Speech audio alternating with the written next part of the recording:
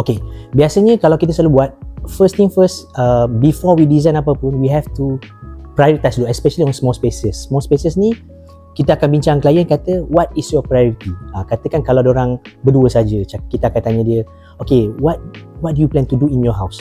Okay, so from the list yang I think most of our project yang klien kenal kita orang, diorang akan tahulah. Most of project yang kita buat, biasanya kita akan tanya dia punya lifestyle, what they want, kan, apa yang selalunya rumah baru diorang akan ada benda diorang teringin. So from there, dua tu saja kita akan list down, and then kita akan tolong prioritize, especially small spaces. Bila small spaces ni akan ada benda yang kita akan sacrifice.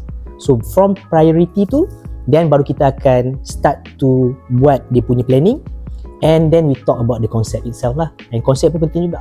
Kalau ruang kecil, jangan konsep yang heavy lah, hardcore. Kalau kita buat minimalist, kita buat muji, kita buat modern contemporary, that's help.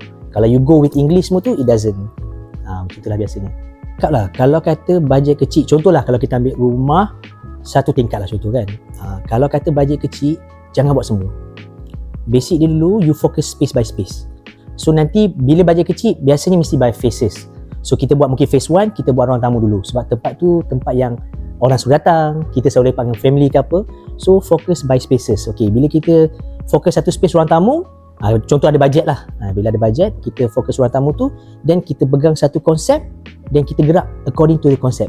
Jangan beli, kita also panggil jangan beli blind punya purchasing. Kita beli dengan plan. This is what ID always do lah. Kita plan in advance apa yang kita nak beli and kita nak ni.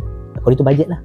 Third, nombor satu, you must always be aware lah. Maksudnya you must always have awareness in terms of the changes of era. Biasanya dah 5 tahun, ID ni cepat. Tahun 2 pun kan dah berubah dah. Tapi kebiasaannya, there's certain concept yang memang evergreen. Memang evergreen. Kalau you perasan contoh macam rumah yang kita buat sekarang ni, this is coastal. Coastal ni memang evergreen. It's since berapa tahun dulu dah pun. Dah lama dan dia masih relevan. Tapi untuk kita relevankan dari segi mood kita, so banyakkan pada loose features. So bila permanent tu, barang-barang permanent contohnya carpentry works kan, kabinet, lantai semua tu, kita guna color-color yang basic, and then we can go wild in terms of deco sebab benda tu mudah tukar. So basically kalau kita nak ikut trend tu, kalau boleh, kalau nak ikut trend pun kena smart lah. You jangan ikut trend yang sangat cepat. Ada trend yang cepat.